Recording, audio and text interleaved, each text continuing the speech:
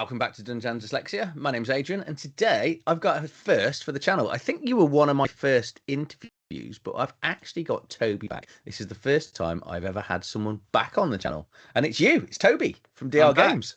You are. Good to have you back. Yeah, pleasure to be here. So we've got a lot to cover because obviously we had to cut short. Well, not cut short, but there was lots of things we sort of touched on last time we spoke. Obviously, we've got the Games Expo coming up, which is exciting. Yeah, very exciting. Actually, it's probably one of my favourite weekends of the year. Yeah.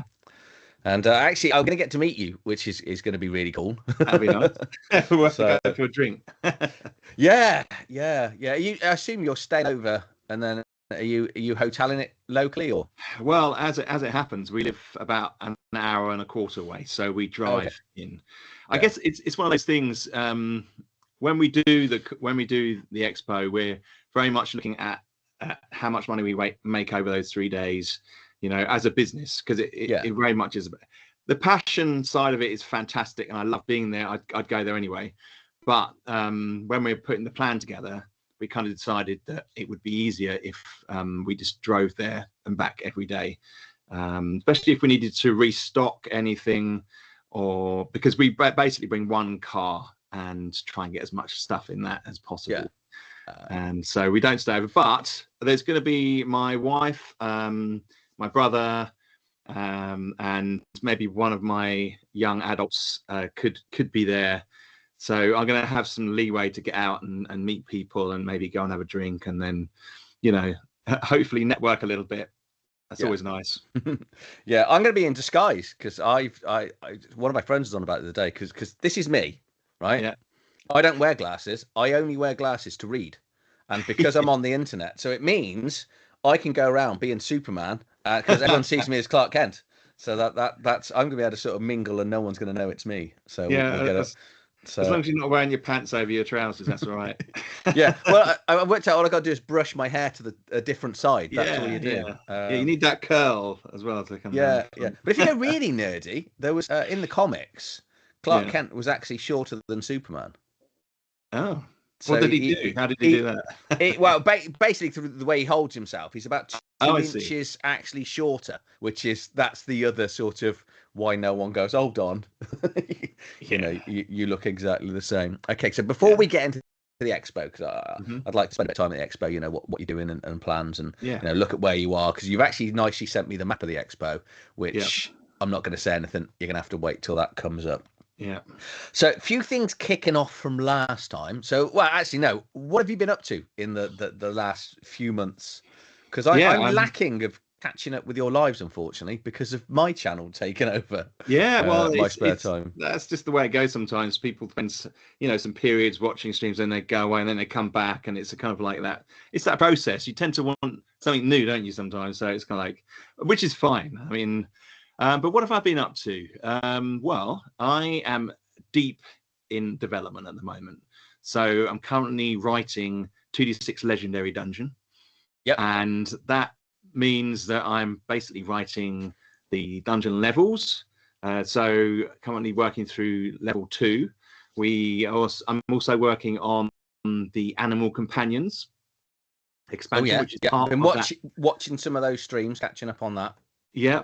So it was, as usually part of my campaigns, you have the main focus, which is Legendary Dungeon, but I also usually put an expansion along the add an expansion in, and it's the Animal Companions one this time, which people have been asking about, and I've been writing that. That's largely finished actually, and so I'm currently in the state of testing it on my live streams. And you can see it there, and it's one of these things. The game was originally designed to not have animal companions, so when you throw something like that into the design of a game, you've got to spend time trying to get the right balance, seeing whether the animal companions are too OP, which can easily happen, because to get a game balanced in the first instance is quite a tricky process. And we had 100 testers for the first game. Wow. And I mean, it was absolutely crazy. We had it was just like a wave that we were riding at the time, and now that's been finely tuned. Can we try and tune the animal companions as well as the first book? So we're trying our hardest at the moment, so that when you get when you have a dog companion, how do you make it last? Is it going to make the combats too easy? All those types of little nitty gritty things, which come second once you've written the rules. Then you test, and then you tinker, and then you try and make sure it's right. And we've been doing that, and there are some great guys out there, like Jeff and Mark and David and Nick and people like that, who are getting in there and doing that for me, testing out. And therefore I'm testing live as well, which is kind of like I always feel quite nervous about doing that, as you can imagine, when you've got when you're kind of showing the raw version of a game as you're testing it. It can be quite nerve-wracking because suddenly you stumble upon something which you hadn't thought about, and it kind of exposes you in that moment. So but the community is so supportive, and so that's kind of where I'm at. I'm developing, writing Legendary Dungeon. I'm play testing Animal Companion, and I'm also working on another game on the side to keep me sane, so I'm not just stuck in the dungeon all the time. And that is called Wild West Marshall.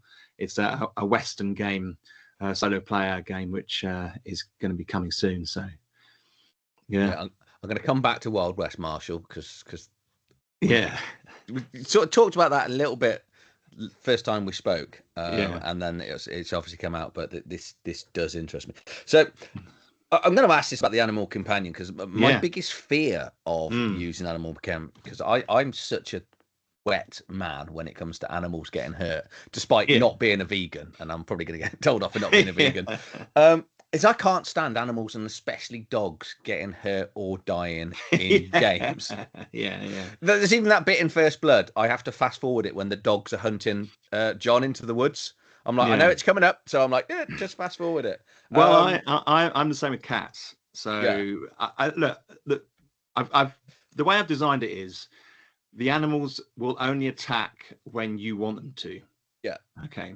So the fate of the animal is in your hands. Okay. It's not. It's not like. It already sounds horrific now. I'll leave it at the back. It's not like when you're in a combat situation, it has to attack each round and therefore take damage. You can choose for it to use its ability. Yeah. So, and it has a set of abilities, which some of those are combat abilities, and some of those are general abilities which you can use around the dungeon. And you're in a position where if your animal is in a sorry state, you don't have to have them attack. They can just stay back. Yeah. Of course, if you perish in the dungeon, who knows what happens to the animal companion? They'll just get out. They will, yeah. That needs to go in the rules somewhere. Where if you die, don't worry, they know how to come back home. I think that's right. I think actually I will put that in. That's a very good point. Because there's nothing worse than the trauma of a dog or a cat. Sort of well, actually, no, the cat will be fine. The cat's just going to eat its dead owner, and then it will just go on somewhere else. Yeah, but I think dogs do that as well, don't they? I think so, but we all like to believe a dog wouldn't. Well, no, I personally like to believe dogs will, because I'm a cat lover. Yeah. So I assume you've got different animals with different sort of powers, different abilities. So they're all going to have in combat and an out of combat ability. That's correct. Yeah. So a big part of 2D6 Dungeon is the inventive usage. Yeah. So you kind of DMing yourself, taking the description of the space, and then going with it, kind of running with it, and creating narrative elements. And with the Animal Companion there, it kind of it accentuates that. It gives you more options.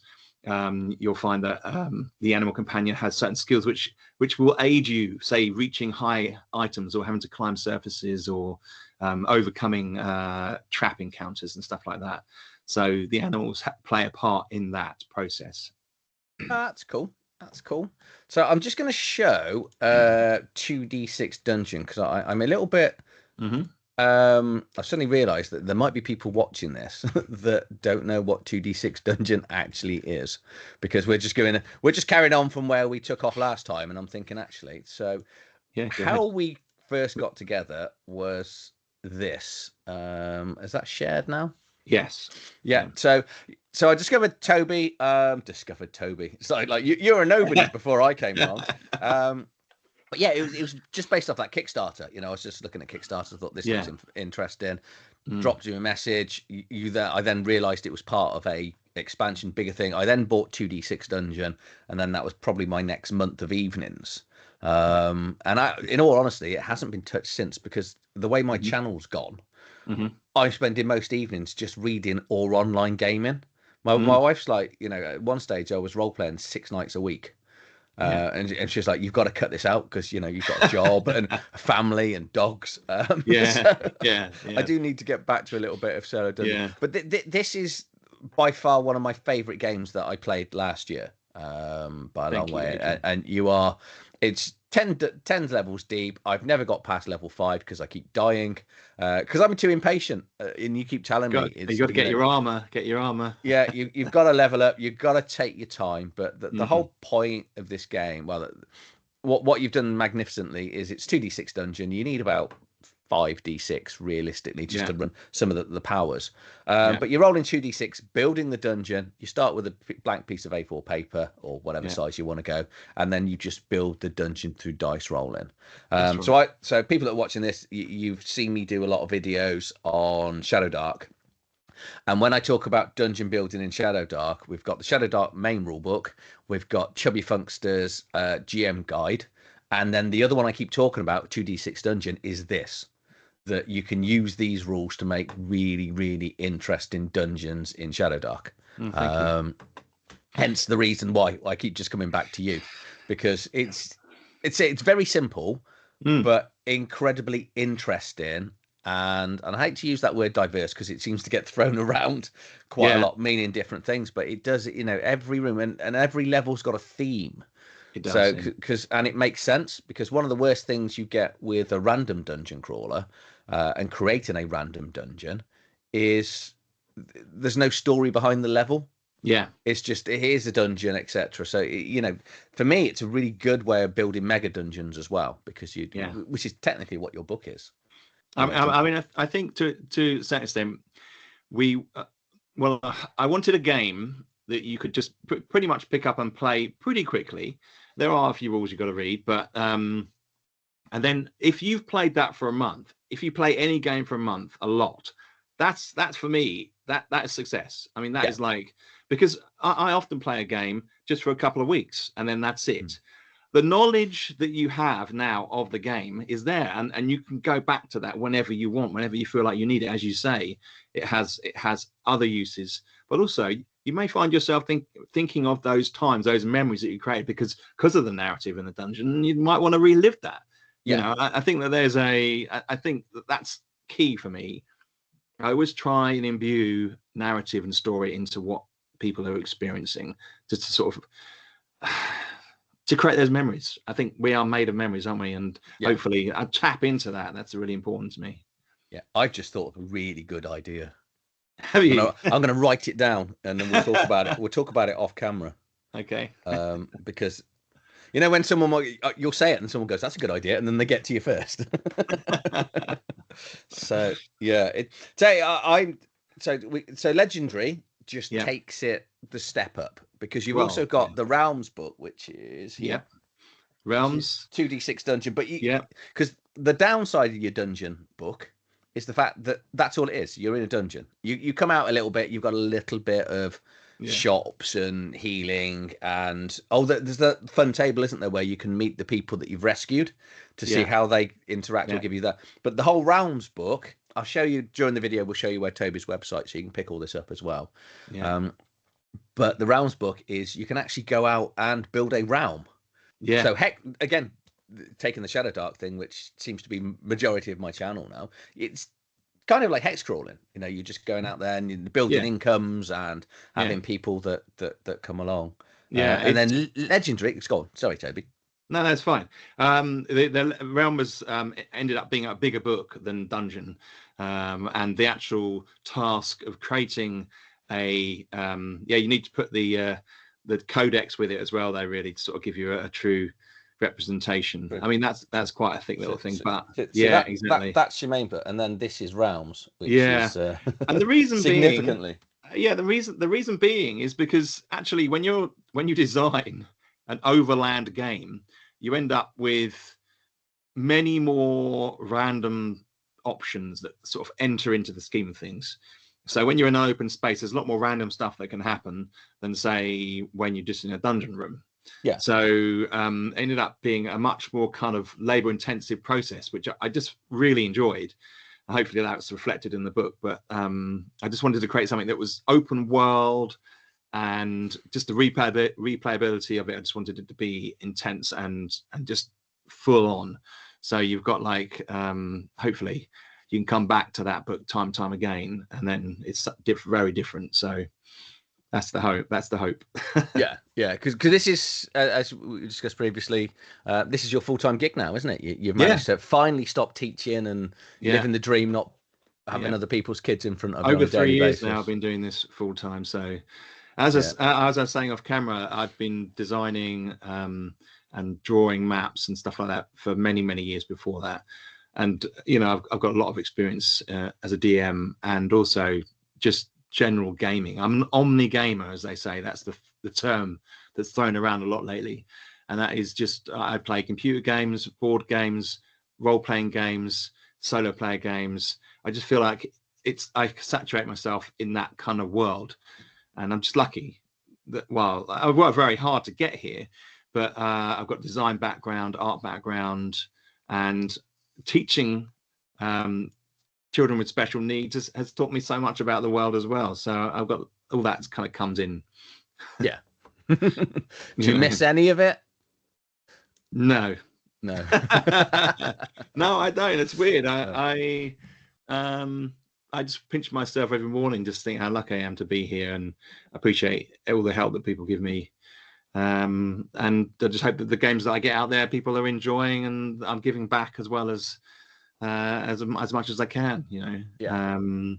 Teaching was a very tough industry, and the politics of schools and education is it's unsavory, and I'm glad I'm not caught up in that still. Don't get me wrong, we need teachers. You get a good teacher, it changes your life, but I feel like there are things that need to change so that for TAs, for example, get paid a pittance. I don't know how the government, and anyway, it's getting political. I don't want to go political. Yeah, careful. We'll be on tariffs next, which I've been desperately trying to avoid on any sort of interviews or conversations, because that just seems to really divide the crowd. No, let's not. Let's just move on. Well, it doesn't affect us so much as it affects America. So, it's a sad situation, but I don't really want to talk about it. Yeah. So I just noticed you've got the Warhammer First Edition book on your wall. Yeah. Just above. Is that Bib Fortuna? That is that's the second edition Warhammer. Is that second edition cover? Is it second edition? That's first edition. First edition. Yeah, that's first. It's first edition. But I played Warhammer extensively when I was a teenager, and it brings back great memories. Best game ever. Yeah. Well, if you look at how it's set up, If you look at how it's set up, the tables for critical hits, for example, as one of my big inspirations. So I draw upon all that experience. And Warhammer Fantasy Battle as well. That was massive. I used to do massive battles, thousands of miniatures and stuff like that. It's the sort of thing I'd like to get back into some of that, but at the moment I don't have a gaming group, and I play it with my children sometimes. I'm lucky. My eldest daughter, she's quite into cards and games and stuff like that, and I play Star Wars Unlimited with her.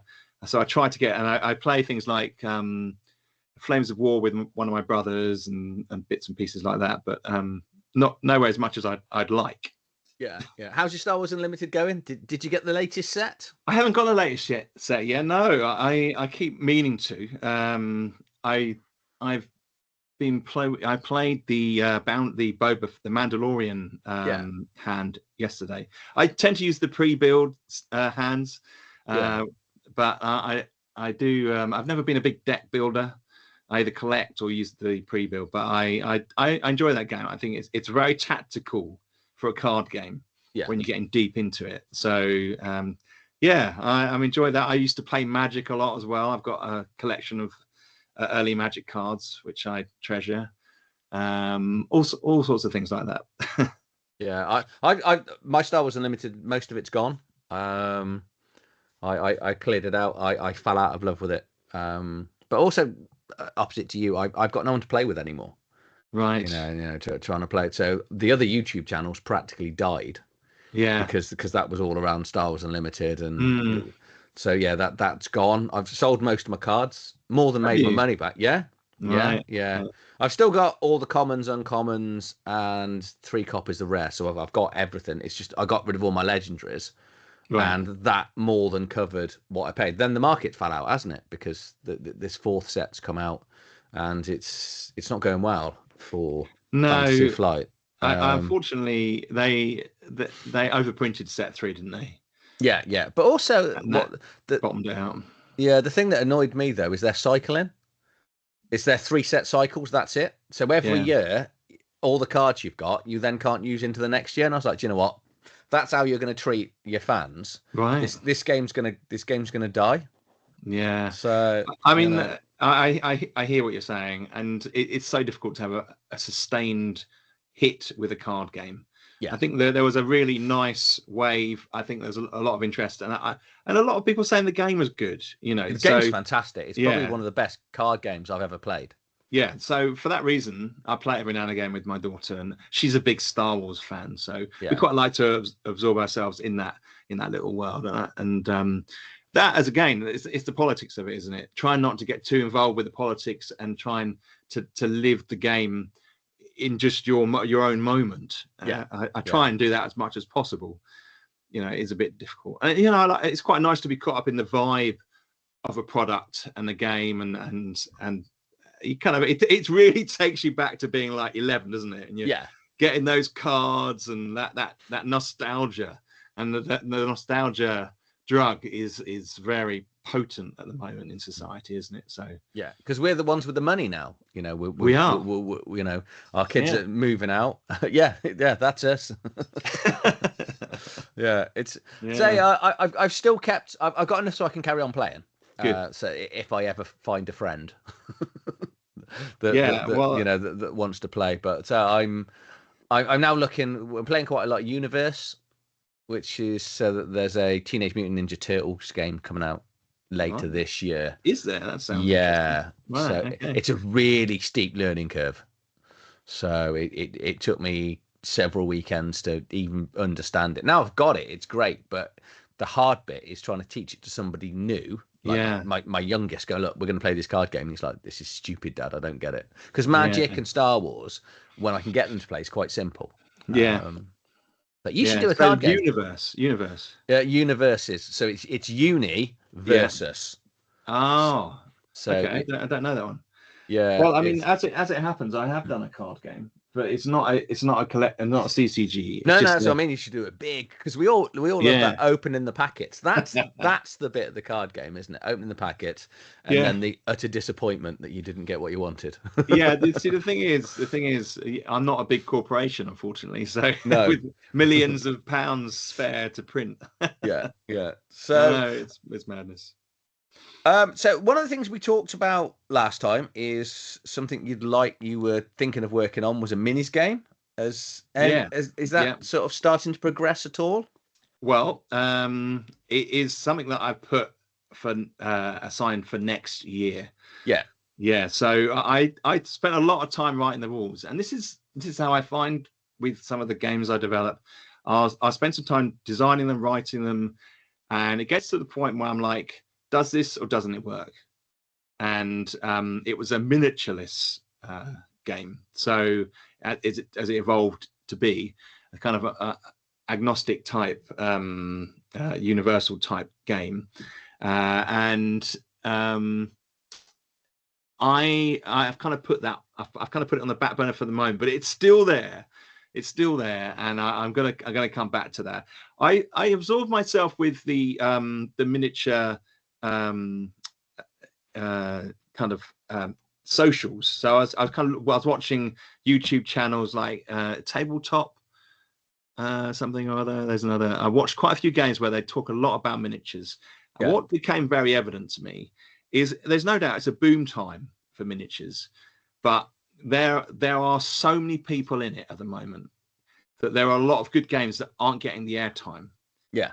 And I thought, along with, does the game work as well as I want it to, there's also that side of it, like, is it worth the effort from a business point of view to try and get into this, when really at the moment I'm kind of riding the solo RPG wave, crest of a wave on there. I'm enjoying that, and people know my business for solo RPG. Do I want to go into a slightly adjacent field at this point? And I kind of, that contributed to the fact that I'm going to leave it another year before we get into that. And also it's just me as well, and sometimes, when I'm doing the campaigns on Kickstarter, and so like a Legendary Dungeon did really well, and I get into the designing and the writing of it, I kind of say to myself, well, actually I have to reassess my roadmap. And I'm like, I don't necessarily have the time to work on this as much as I'd wanted to, so lots of things contribute to me holding that off. But it's called Wrangle. Oh, it's got a name. Okay, yeah, so that's good. It's called Wrangle. Yeah, and I'm kind of it's still there, and it's going to come, and I'm looking forward to working on that. But for the moment, go on. I was going to say, with, like you're saying, there's quite a lot of mini games going on. There's have you heard some of the rumors banding around about Games Workshop? Well, I keep seeing things about them cancelling things like Warcry and all this type of thing. Yeah. What rumors have you heard? So this is a rumor. This isn't me starting it, but they reckon within the next 3 to 5 years, most of the shops will have gone. Right. And they will just be selling codes for 3D printing. Yeah. Because obviously the amount of money they spend creating, printing, distributing, all that, they don't need to do any of that anymore. Yeah. Because they've got such a big name. Yeah. Most people have now got a 3D printer. I assume you've got one.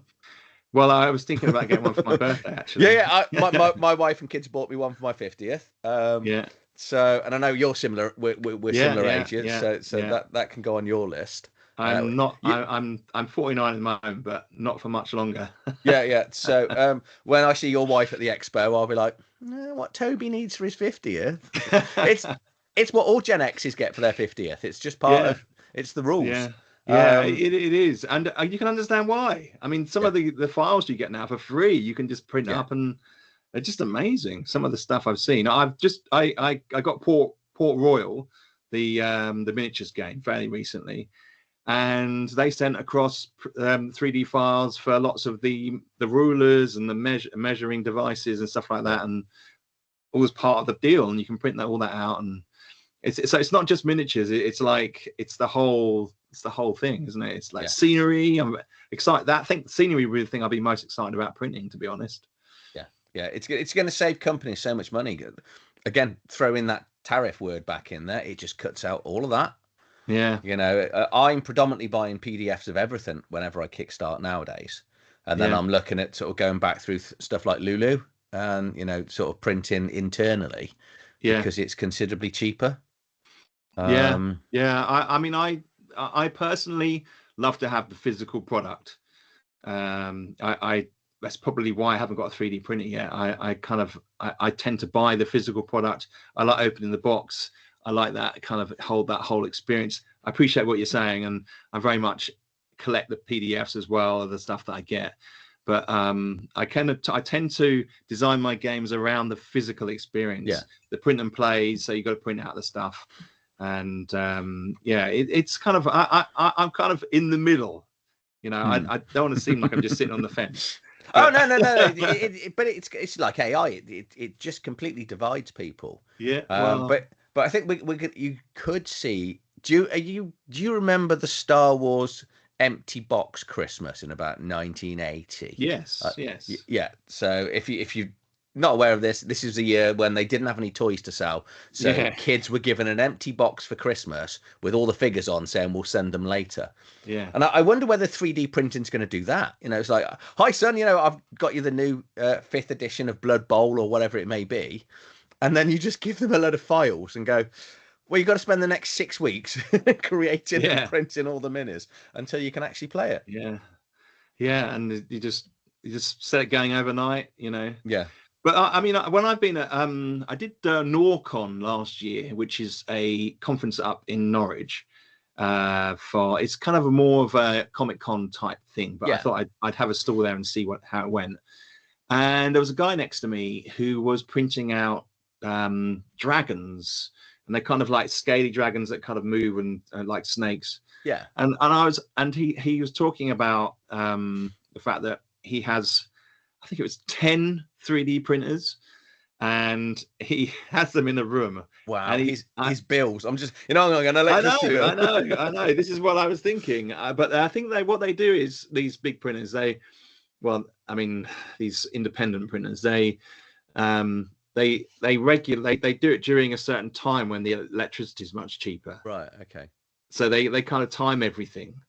Yeah. And that would never be me. I'm much too kind of arty. The creative process, I like to brainstorm, I like to sketch, I draw, I do all that sort of thing along with it. And my brother's he's very good with stuff like that. He's thinking about doing some 3D printing, but no, I'm not like that at all. It's much more there's much more disarray when it comes to my creative space.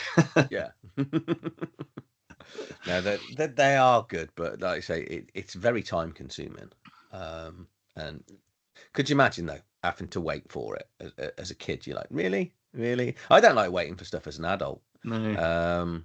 And we are spoiled. We've gone from waiting. If you're back with that glass again. If anyone else has a Coca-Cola glass left in this country, I'm convinced you're the only person. I got 3. 3. Well, we used to have loads, and then having 5 kids, we have none. Yeah. So Wild West Marshall. Yeah. This is exciting. You kind of you teased it out several months ago. I think we talked about it in our last when we first got together, because I'm a massive Western fan. Yeah, me too. And is it still going straight Western, as in not weird Western? No, it's not weird. It's straight gritty Western. Yeah. And it's basically it's all based within fact, but there's going to be its own town. There's going to be a town that I design that slots into the West, and you reference other kind of historical places like Tombstone and stuff like that. And basically you are the marshal, and you get like events happen that you have to go and deal with, like little mini adventures. It's solo, and the combat system is quite different than 2D6 Dungeon. It uses cards, so we have little you have these little action cards. Oh, it's quite developed now then. Yeah. So this is for the testing of the combat system, and there's a grid with cards that you use, and in the aim to try and create as kind of random type combat situations based upon your enemy's abilities, because dealing with a thematic combat situation in a solo arena is quite difficult.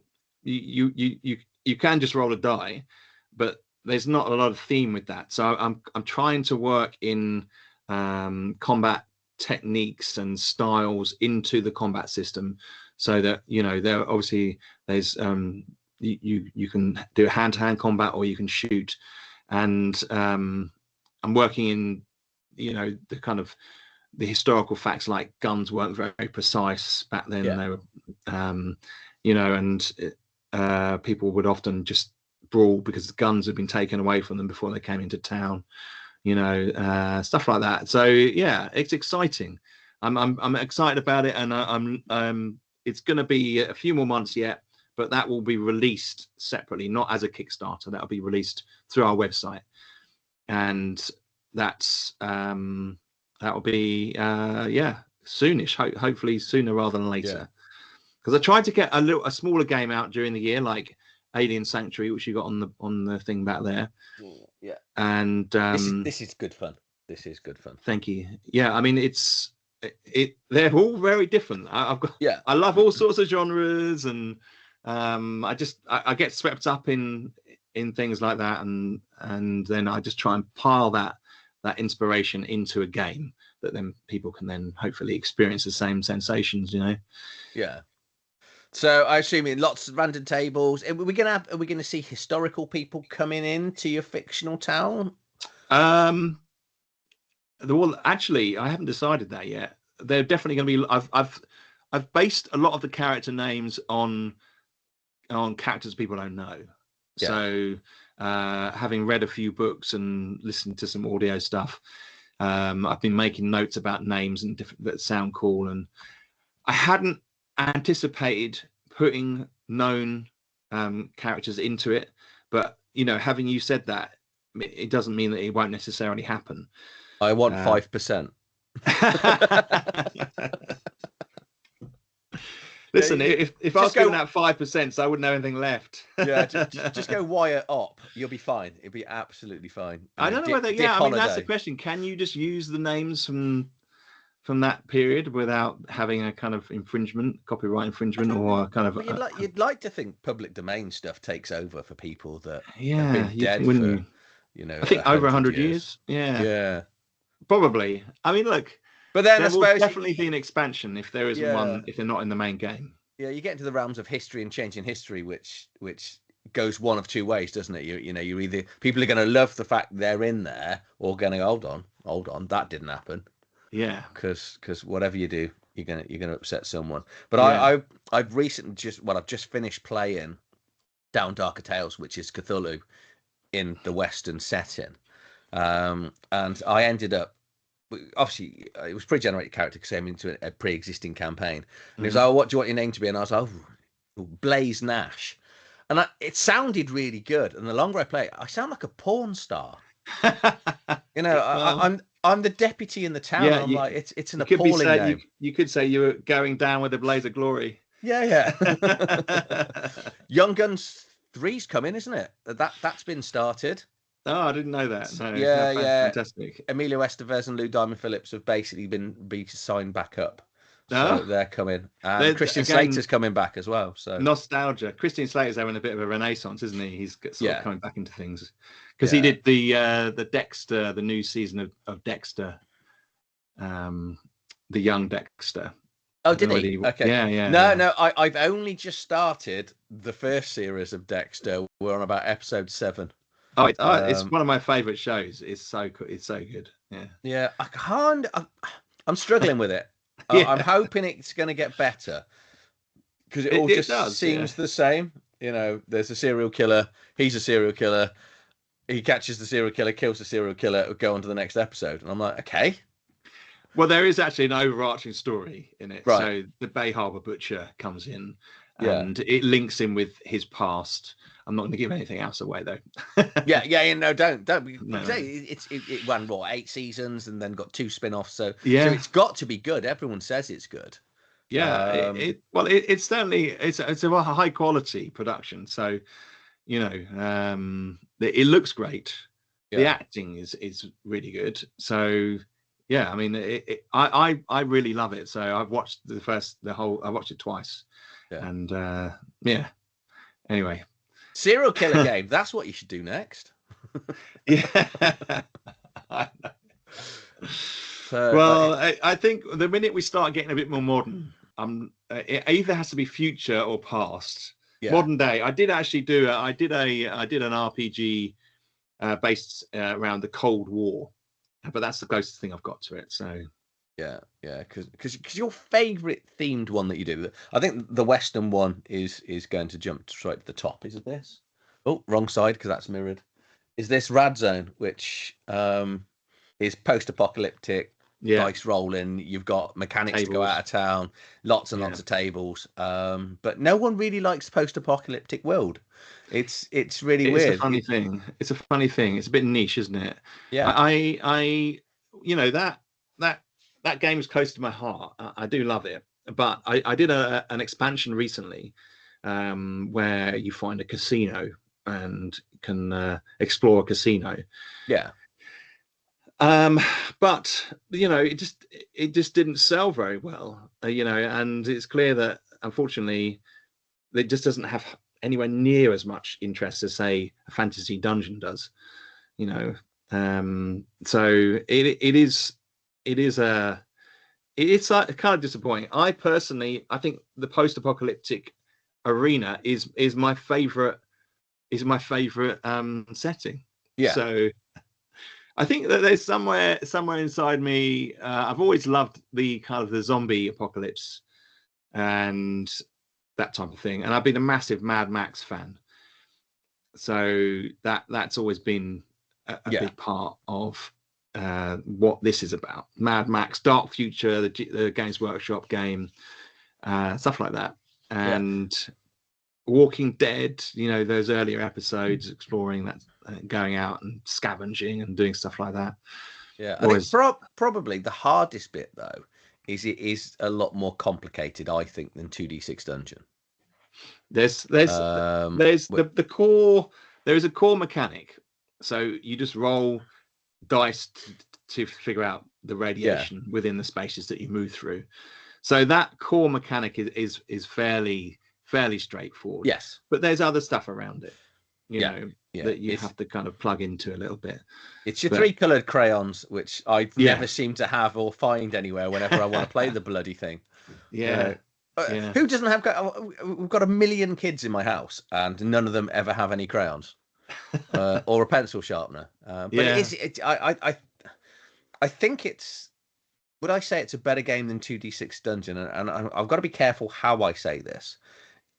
I do prefer. I absolutely love 2D6 Dungeon because it's nice and simple and it does exactly what it says on the tin. But I love because you get the better theme with Rad Zone. And you know the sickness and everything else that goes on. And like you say, Walking Dead, you get a lot more discovery because I think you get the dungeon crawl and the discovery with. So it's like 2D6 Dungeon and Realms kind of in one book. But it doesn't do. They're both my babies, so I can't pick between the two of them. So, but you know, I enjoy them for their different things. Yeah, you know, whenever I sit down and play either of them, and I know they're my games, but I'm pleased that I enjoy the process, the creative process that comes along with the game, and that for me, it's rewarding. You know, so hopefully other people find it, whether they like Dungeon or Rad Zone more, it's up to them. But I kind of feel like I would like more people to see Rad Zone and give it a go, because a lot of people have seen Dungeon, they've enjoyed it, and I would like other people to sort of understand that Rad Zone is a great story to experience. Yeah, you know, but it is just that post-apocalyptic setting, I think, that puts people off to. So I think, you know. Yeah, so you said you did casino upgrade for it, yeah? Yeah, casino expansion. Yeah, it's on our website. So I'm just pulling up the website now. Yeah, there's a shop option in the corner, and you can see it down there. Yeah, so, and then if you go down, here's your shop. Yeah. So again, I'll share the shop. Well, it's quite simple. It's just drgames.co.uk, isn't it? So, but again, I'll put it in the description of the video. I like this. I like Dark Forces Incursion, which is over here somewhere. Yeah. And then you've got all your little maps. So here's Rad Zone. Yeah, and if you scroll down a little bit more, you'll see that there's a couple of the new expansion is there. Yeah. But it's a slim letter size book. You know, it probably took a couple of weeks to do. You know, it's there in the canon. It's there for people who like the game and they can get their hands on it. So yeah, because the main rule book comes with a ton of buildings to go out and discover. Yeah, because half of the game is half of the game's building your base up and doing that and finding new survivors and stuff. Yeah, and then the other half of the game's going out and discovering new locations, which is what this is then, isn't it? So that's well, you did the expo last year. Was it an expo type thing that you've got? Because I've got yes, we've got the exhibition center, which is also down the bottom there. Or no, go up a little bit. I think you may have that. So your related products.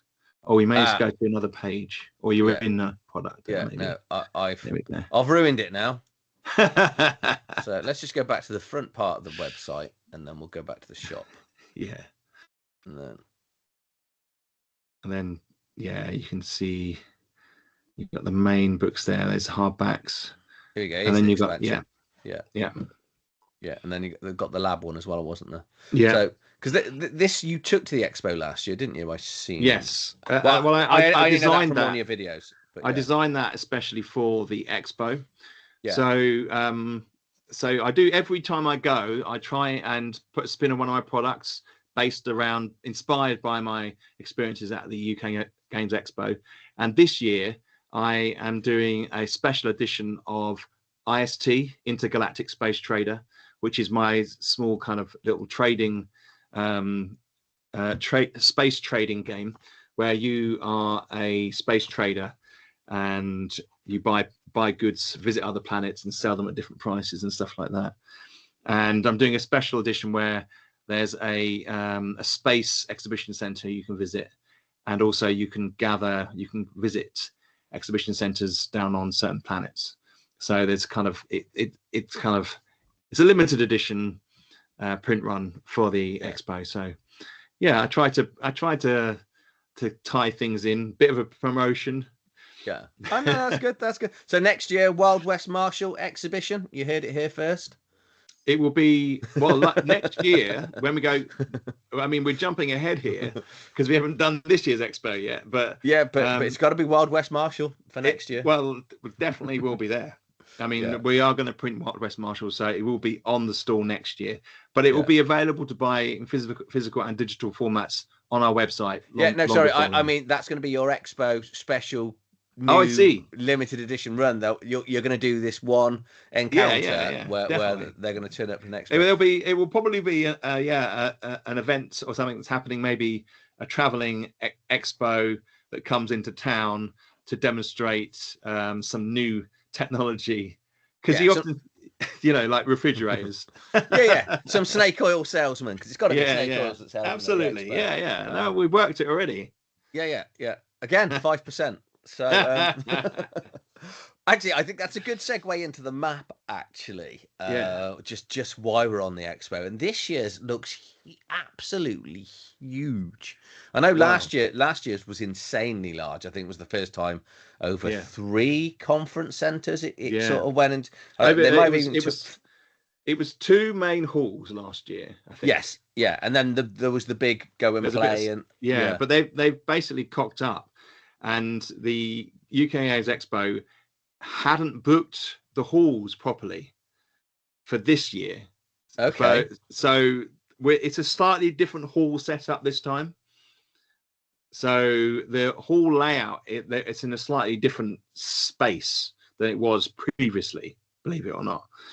So this here is just one section of it. It expands out lower down, but you can't see it on the image. But there's hall 2, 3, and 4, and then there's the then there are games halls as well. So it's even bigger this year in a slightly round the corner way. So they slightly messed up on that, but I think that was because they didn't book it ahead for 3 years or something like that, and then their 3-year cycle ran out or something like that, and then they went to book it again. It's like, anyway. Oh well, I was going to see if I can get into. There's a story. Man, what have I done now? You can tell as an exhibitor. Yeah, you get sent a map.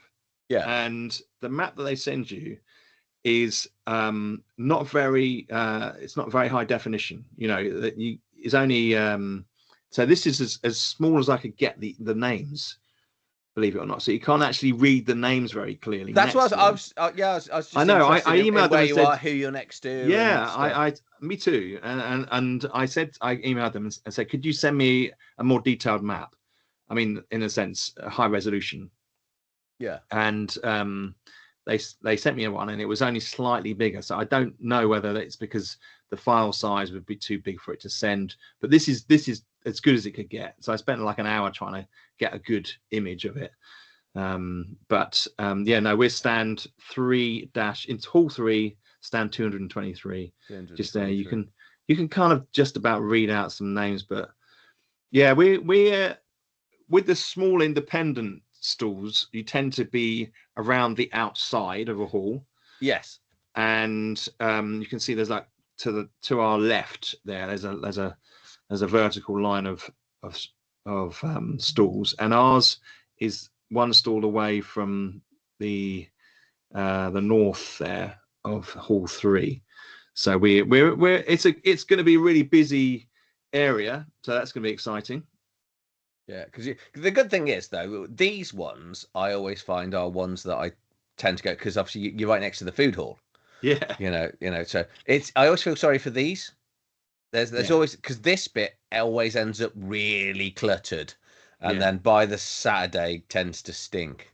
Yeah. Got to be careful what I say. I say got to be careful. I've already said it. I've said it. It just, but it's such a good 3 days. I'm not sure how many days I'm doing this year. I've bought all 3, but I don't know. I've done all 3 a few years, but as someone that, 'cause I don't tend to play a lot when I get there. I'm just there shopping and having a look, chatting with people. Yeah. But this year, obviously, it'll mean a little bit more. I've been told by some bigger channels to go and do some networking. Talk about the channel and sort of actually meet other people.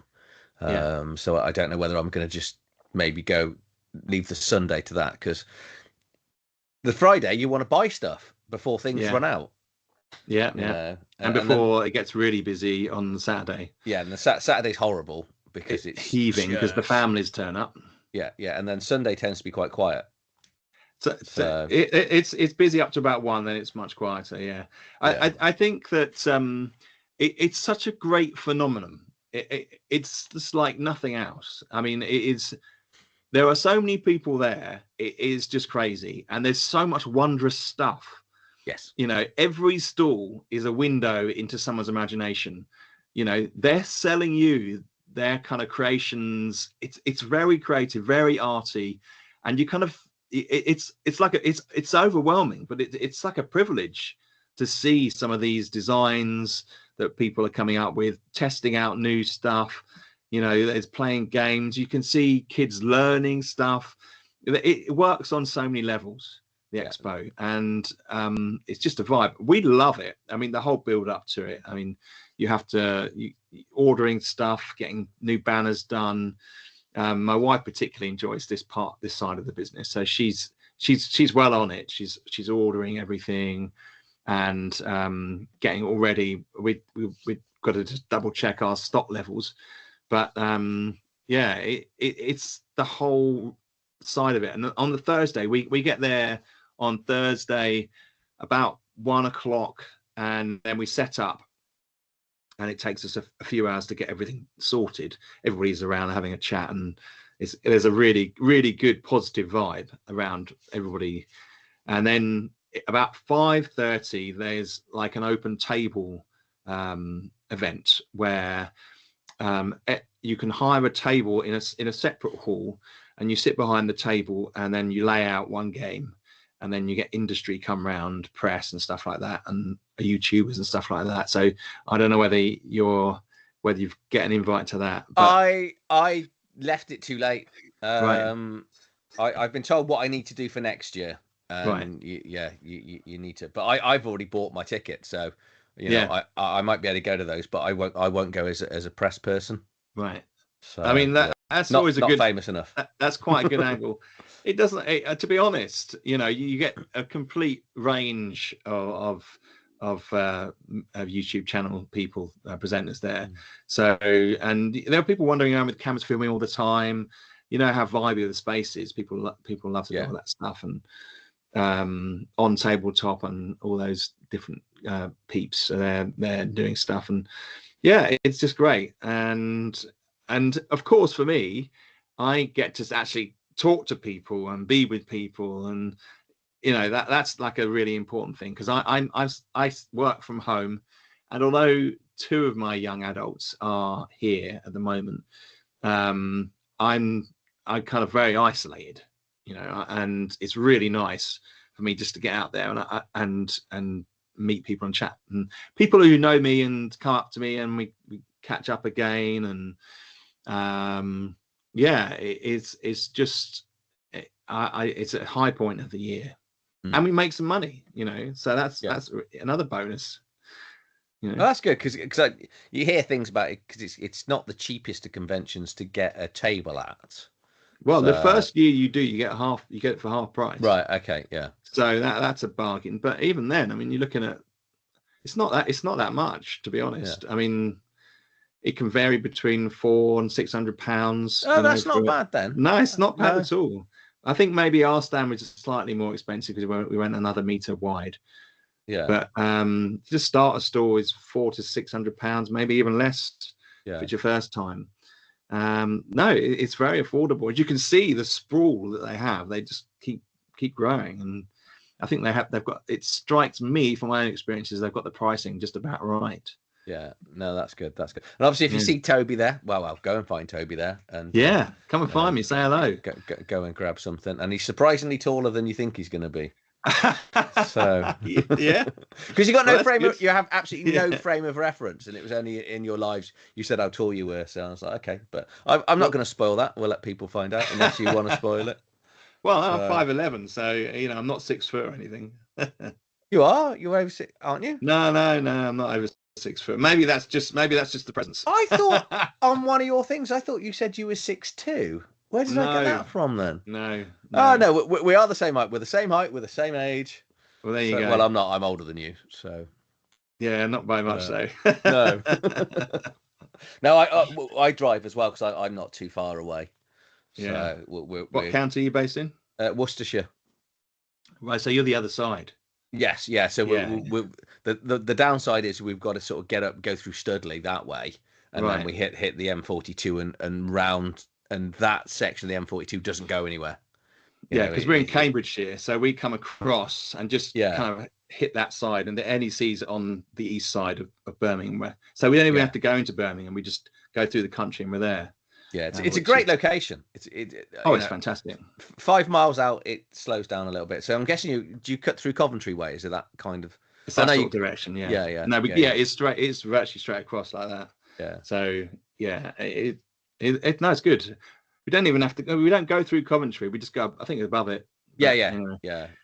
I'm really bad at roads, so I'm one of these people that plugs the sat nav in and I just follow it. I don't even know, whether as long as I double check I'm going to the right place. But I'm not really. I can't wait. I'm going to try and do some small. Did you do any of the other smaller ones or? Well, as I said, we did Norcon. I know you did Norcon last year. But, we're going to Tabletop Scotland towards the end of the year. Yeah. I think that's maybe September. I can't remember exact date. First week of September maybe. But we want to see what that's like, because that's really the only other big one. There's the one in Yorkshire. Aircon, is it? Aircon, yeah, that's become quite large, hasn't it? That has, I think. So it's just those 3 really. As far as I'm aware, that are of any size. Yeah, wasn't Aircon a few weeks ago? Was that? It may well have been. I don't know. I think so. Yeah, I think it clashes with something for me, and so we tend not to go to that one. But we'll be looking at seeing what that's like next year. I think it's March actually. Yeah, I think it's early. Yeah. It is early in the year. Yeah, it's too cold to be going up north that time of the year. Oh, no, yeah. But it's an embarrassment really that we don't have more that are larger I know we've got little local ones around, but when you've got to drive stuff there and buy the stall, it's not as you don't make as much money, unfortunately. And although it's nice to meet people, when you're a small independent publisher, you can then be easily kind of forgotten. But once people go away, unfortunately, it's the truth of it. And so we tend to try and hit the big ones. So as I say, we maybe do Scotland, obviously UK Games Expo because it's fantastic. We'd like to do Essen and go across to Germany, but again, it's getting the stock. We'd have to drive, and I don't know quite how that would work. And then when you look at America, it'd be fantastic to go to Gen Con, but of course we wouldn't be able to get any stock over there. We just have to go to visit. And I think that when I look at all the amazing conferences they have in America, I'm just so jealous. They have so many great conferences over there all the time, and it's such a shame there aren't more here. There's I know a few YouTubers are starting some, so that they are trying to get a lot more going. But like you say, I've been invited to a few over in America, and you're like, oh yeah, because I thanks. But logistically getting there, staying there, and because the prices are so much cheaper out there, you can't even really afford to buy anything and bring it back because of luggage capacities and things that's like that. it. So no, I mean, I thought about doing I toyed with the idea of maybe putting out some feeders and maybe going over and just running the game. Like they do some big screen stuff and some playthroughs and things like that at conferences. I thought about conventions. I thought about doing something like that, but how much of that, whether that's in the interest of my business and how effective that would be, it'd be difficult to gauge, and it's expensive to go over, and I'm basically looking for an excuse to have a few days in America, put it that way. We're looking at doing something similar, but it'll involve me taking an extended time off work. Of my main job, so it's just getting, and obviously we've got dogs, so we've got to time it with having no dogs.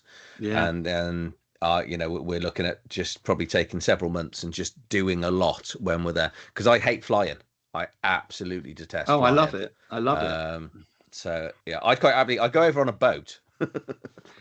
But my wife doesn't fancy ships or cruises, so it's one of those. She'll fly over there, I'll go on a ship and get there about 3 weeks after her. That's a problem. Maybe you have to wait until they design a teleportation. Might be. It's that would be nice. I actually really like flying. So I mean, I say that it's probably going to be a death of me now I said that, but I love the whole process of it. I've done a lot of traveling over the years. So we lived in Australia for a year, so done some pretty long flights. That sounds horrific. I've got friends out there. They're like, why don't you come out there? Because I've got a better thing to do with the whole day of my life.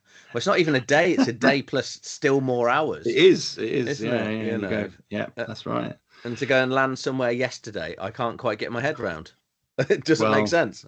So don't look at your watch. I might do it on my birthday just so I can have 2 birthdays. That's the reason to go then.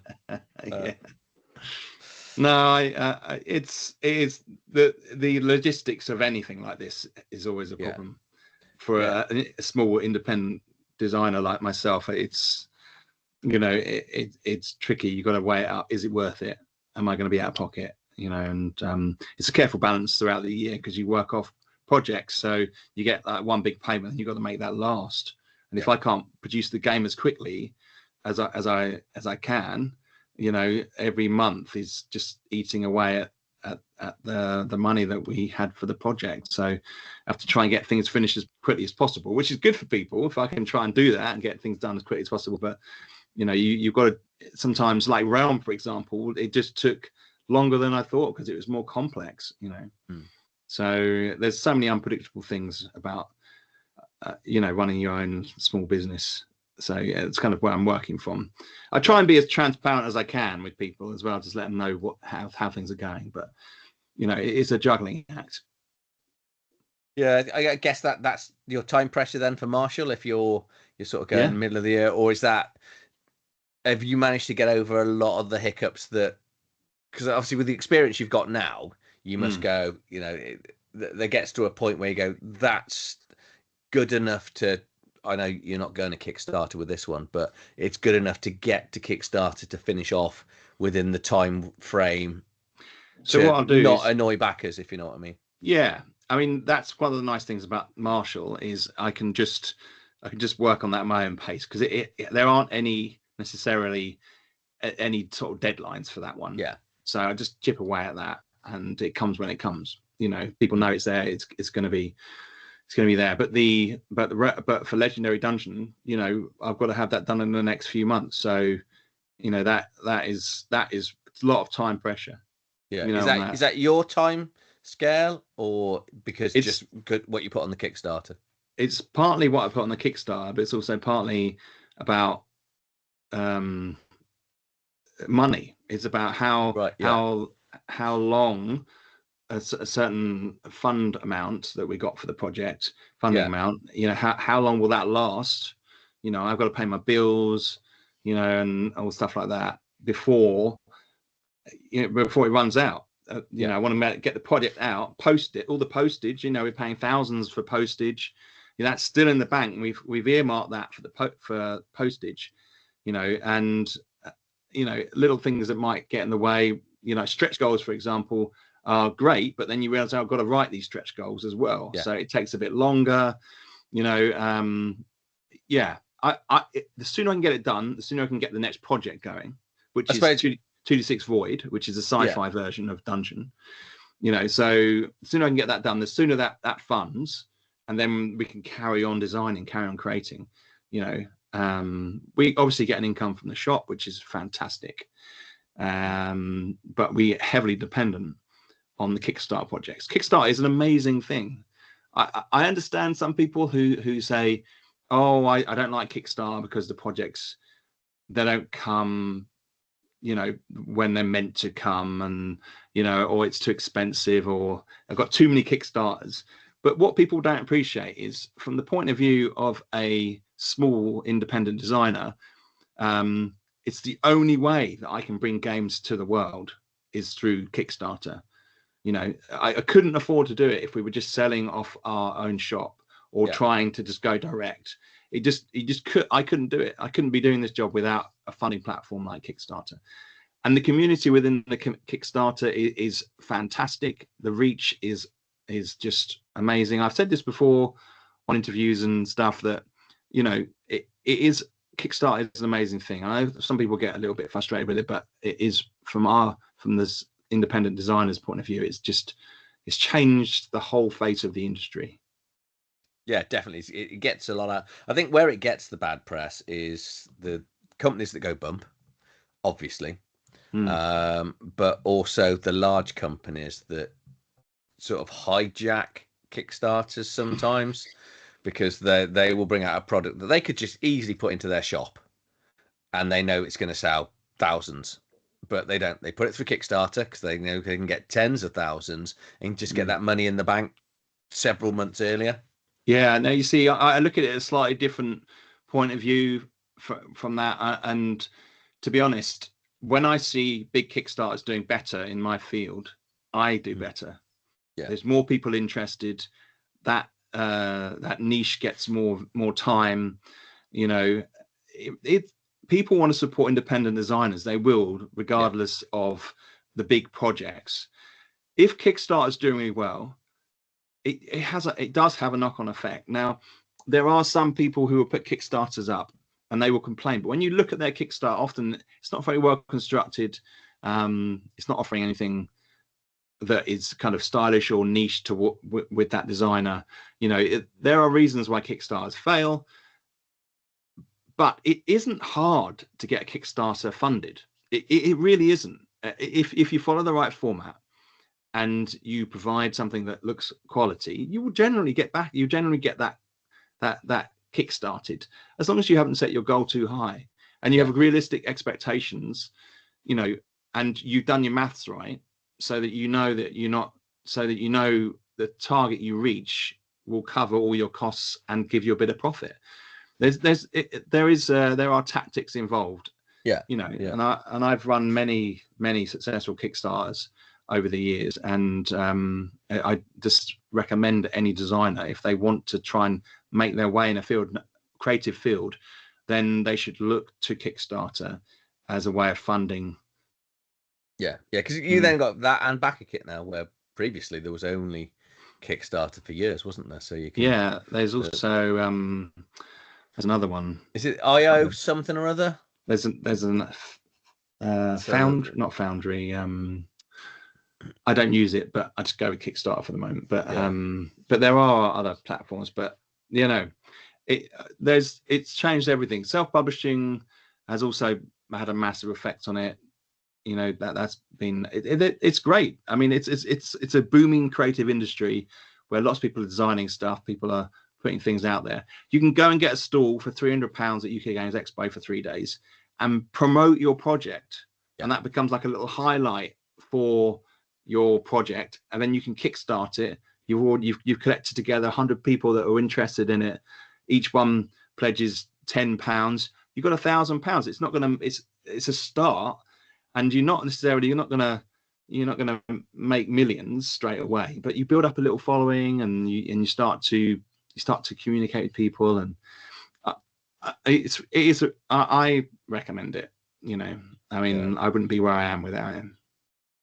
So 2d6 Dungeon Void, obviously you kind of threw that one in there. I'd forgotten that was coming as well.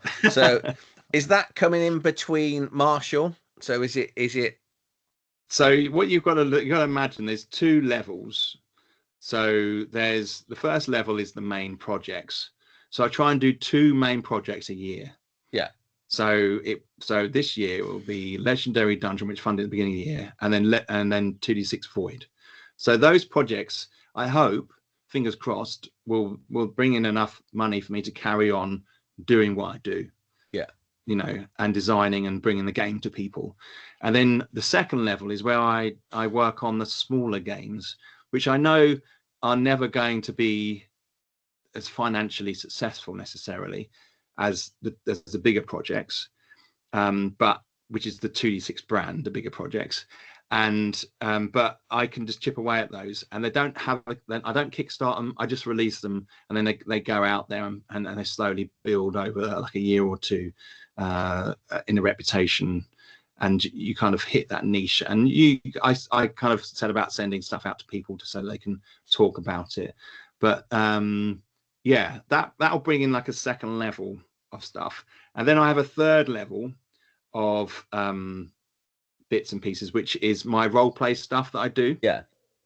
So that's your adventures and stuff. Yeah. A few of those. I've got a few adventures that I do, and that brings in another little bit of stuff. And I do a little bit of freelance writing as well, just because I enjoy doing that sort of thing. And so it is. There's. You can see the stuff on there, like the Minotaur Labyrinth. It's 5e stuff. But that's, again, that brings in a little bit extra, and you kind of build up a portfolio of work that it sustains the business plan. Yeah. You have to, as much as you want to just be creating, you've got to think about how you spend your time, what areas you should be focusing on. The role play stuff here helped me establish DR Games, because it brought in when I kickstarted each of these under Dark Realm Roleplay, slightly different kind of thing, but they kind of supported me as I was developing 2d6 Dungeon and Rad Zone. You kind of it's a business strategy, just having the smaller projects build up to support one larger project. No, so they still selling on drive-through? Yeah, they still sell. And when we go to the UK Games Expo, we'll have all of the Infested Buildings adventures on one shelf, and we sell those, quite a few of those during the show as well. So again, it's just one of those things, isn't it? You have your big brand product, which is the 2d6 brand, and then you have a series of other games beneath it, which support that overall business. Yeah. So it has meant it's obviously it's a lot of writing time, a lot of creativity. So I'll do 60-hour week, but it's doing stuff that I want to do. Yeah. So I can never do enough. And but when I see people playing the games, and like on the Facebook group that we have, people sharing their maps of the dungeon or Rad Zone, and I just look at it, I just think fantastic. It thrills me to see people playing the game and enjoying it, and that's what drives me on. Yeah, you got that madman now that does that wonderful 2d6 dungeon in that 3D thing. I can't. It's utterly isometric view. Yeah, 3D. Utterly crazy. What he's built. It's so fun to watch. Oh, you mean the yes, the on the YouTube channel. Yeah. He's got his own YouTube channel. Yes, and he uses this software, doesn't he? Where you can generate the dungeon in the space, and it looks amazing. The amount of detail that he puts into it. And I forget his name, which is terrible.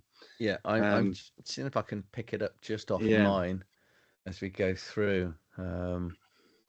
But yeah, I'm like, I was like, you should give this away with everyone. Yeah, tongue in cheek. No, I meant it. So if only I owned the rights to it. yeah. Is his software? Do you think? I don't think so. I don't think it is his. I think he's adapted some software or a system potentially. Yeah. So if you're watching this, you want to get a good gauge of how 2d6 dungeon works, just go and watch this guy's dungeon crawling within it.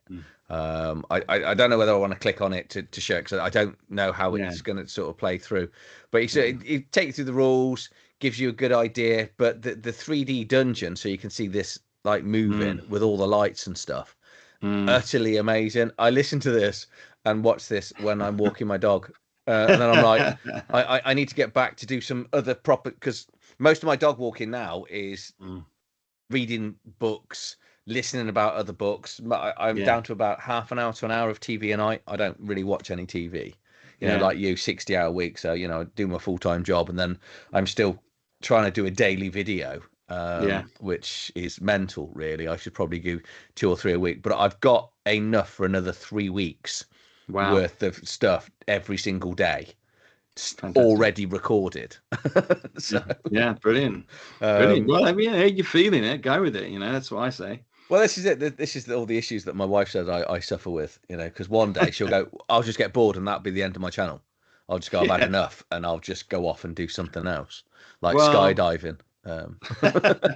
Well, actually, a YouTube skydiving channel might be fun. Oh, don't! I don't like flying. The thought of skydiving is even worse. Yeah, what are you saying? Where did that come from? Yeah, that's like flying gone completely wrong. Skydiving, jumping out of a relatively safe metal thing flying through the air with just a little bit of material between you and the earth is 20-30 years ago. I'd love to have given it a go.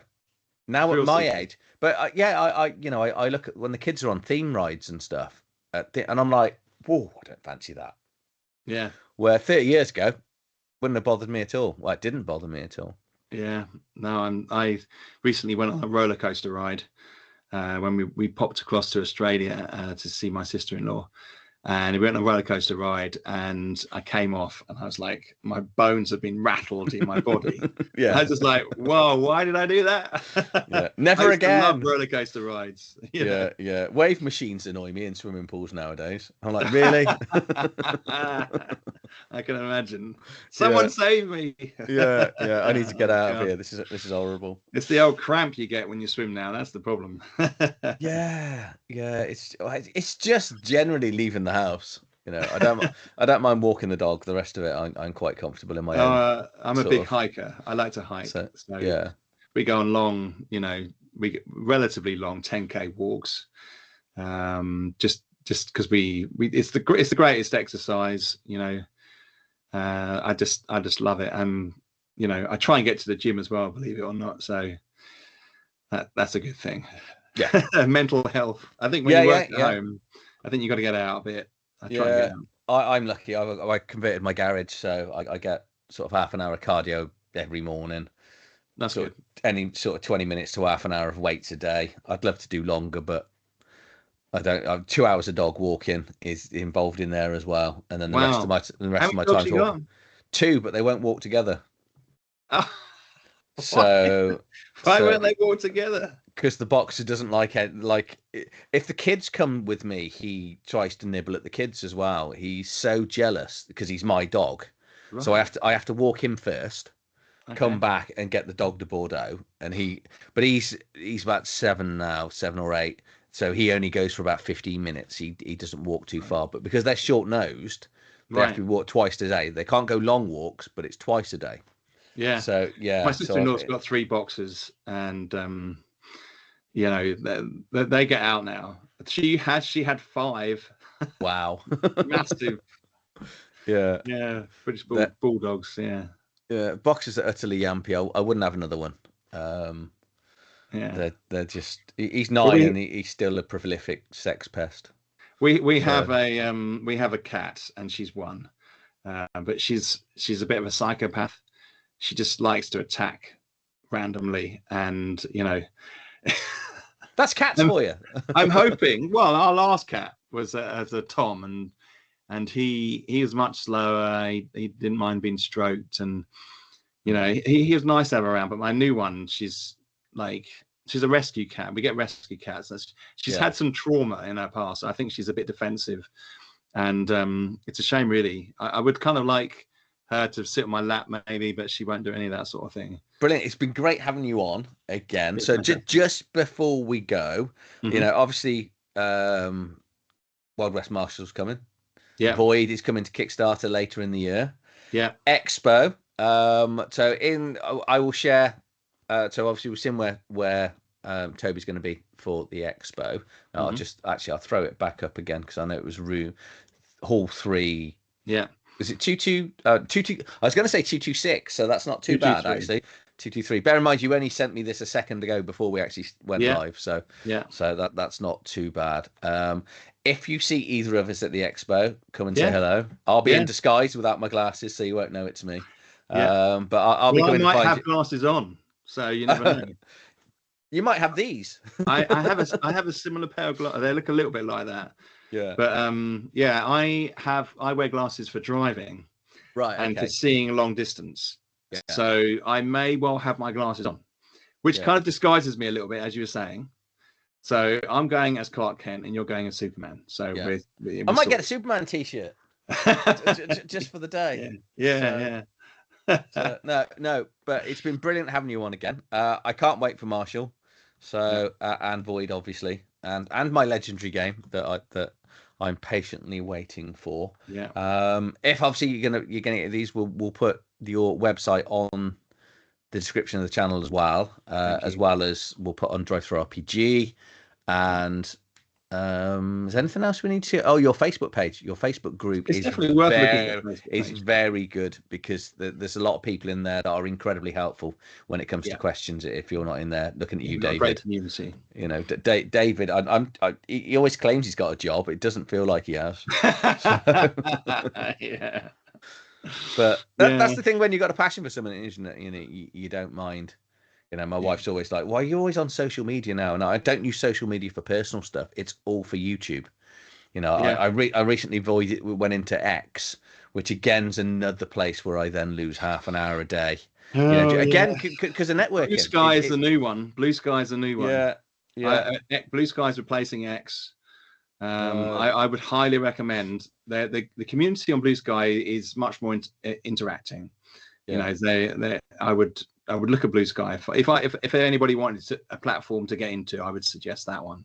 Yeah, I will do, but it's taken me 10 years to get onto Twitter, or X as it's called. So it's I'm trying to get into creating shorts, but it's time. You know, it's all time.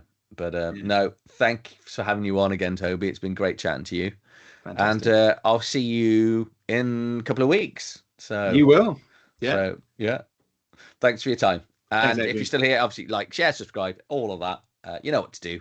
And we'll see you on the next video. Thanks for watching.